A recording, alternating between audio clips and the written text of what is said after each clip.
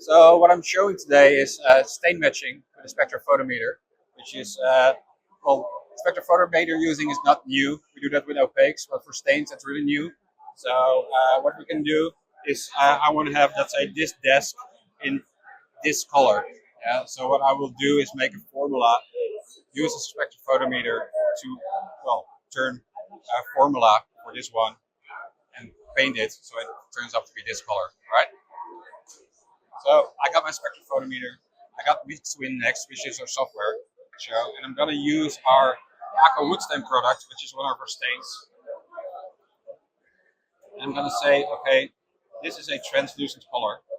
And what I did is I already measured in the desk as a substrate. Now I'm gonna measure the color that I want on it.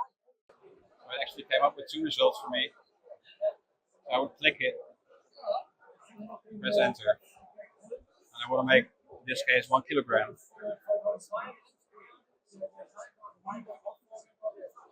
And then here it will show me the whole recipe, what I need to put together to actually paint this desk.